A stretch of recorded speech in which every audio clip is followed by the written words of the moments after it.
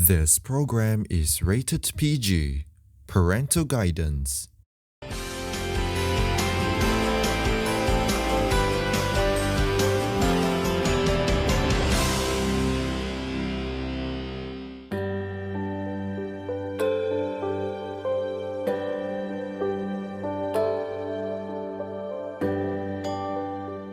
趁售季的第一次举办就计划了4天3夜，这很令人惊讶。因为大陆一些售展也最多只有3天2晚。为了办好这一次别具一格的售展，主办方在前期做了哪些重要准备呢？我们这次对于这次售剧呢，其实是抱有蛮大的期望的。我们觉得办好一场成功的售剧的话，毕竟是少不了主办方和我们手下 staff 的一个支持。对于前期的话，选址它必须得是交通比较便利因为毛毛们确实每次出门，它确实是大包小包拎着走。然后呢，酒店配置的话，就是说我们至少说第一天的活动上，他们会在大厅去出毛，玩一玩，拍拍照。这个会场我们要提供很大，所以我们这次的大厅其实蛮大的。之后呢，在会场方面呢，因为是考虑到了这个活动性的问题，我们的会场至少有1300平以上，所以呢，出毛这个问题就不是很大。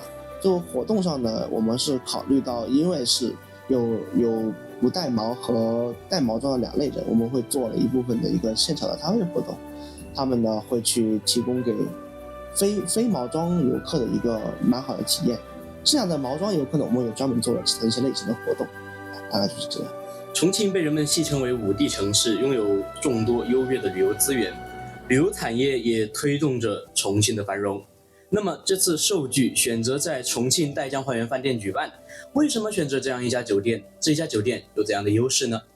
这家酒店呢，对于在重庆的这个山城来说的话，它的位置也算是比较好的了。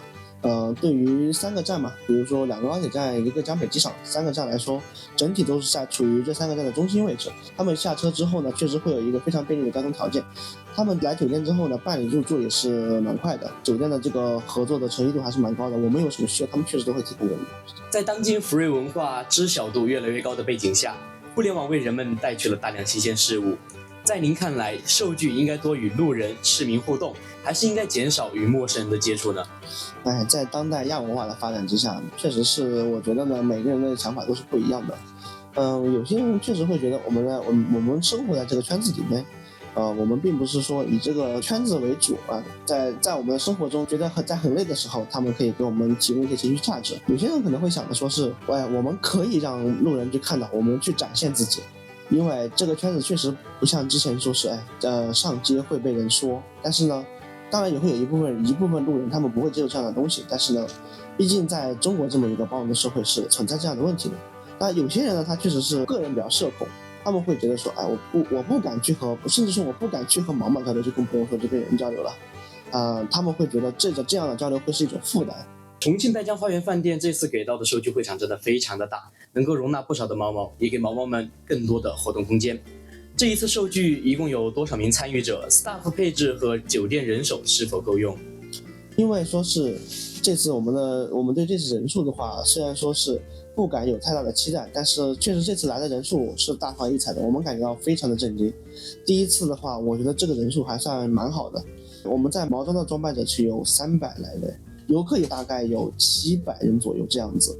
然后对于我们的 staff 安排的话 ，staff 主要是我们这边有一点小失误，导致他们在前期发物料以及酒店分配上可能会出现一点小问题，这个是值得我们反思的。但是最后对于酒店的这个态度来说，他们从始至终都是说我们有需求，他们去提供帮助，尽到力所能及的一个作用。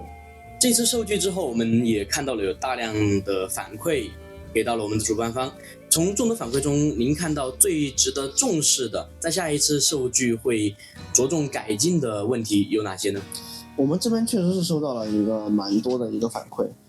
首先是在对于我们的一个前期的一个物料领取以及核销的问题呢，是由于 staff 这边我们没有一个全面的沟通嘛，有可能是有些人处于一个比较懵的状态，他们在干活的时候可能是有一点懈怠了，然后导致我们的会场呢前期的一个开展工作有点慢，这就导致我们会场确实说是前期说是太慢了。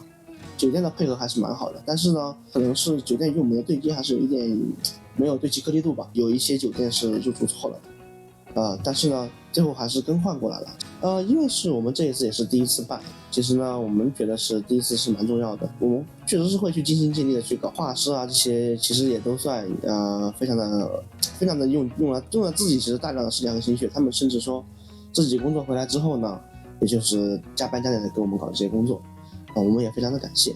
我们确实是要在下一届中注重一个和 staff 颗粒度对齐的问题，以及和酒店沟通的问题，这些东西以及会在会场上的一个人员保护的一个制度，我们还是需要的再着重注意一下。墨鱼，这一次授剧的预算是否充足呢？有没有遇上一些资金上的问题？资金上的问题是没有的，但是呢，确实对于这次第一次办剧嘛，我们对于这种种种花销的话，可能会说是有一点超标。最终导致呢，我们这边呢确实是有那么部分亏损，但是其实并没有什么大碍。我觉得办授剧嘛，其实来的人玩开心，我们这边忙的时候，井井有条就可以了。这个东西本来就是给我们圈内的毛毛提供一个服务，或者说是提供一个平台，让大家来到这个地方，就是去看到重庆这个山城原本的样貌，或者说是可以去体验到本地一个景点的一个快乐。总的来看，这一次圣寿季的举办是较为成功的，得到了很多游客的满意。下一次的圣寿季有计划了吗？有没有想过在哪里办？有没有一些可以透露的？这个嘛，今年肯定是没有啦，对吧？但是一些细节的话还是不能说的哦。但是半年一剧吧。如果说为了追求质量的话，我们可能会考虑1年一剧。就是说，毕竟是质量优先，不能说是把这个活动质量降下来，一劳永逸这样子。地方其实是不确定的，因为你说重庆这个地方嘛，蛮好的，特别好，游客呢其实参与度也很高，我们也尽力的去做到了一个满意度。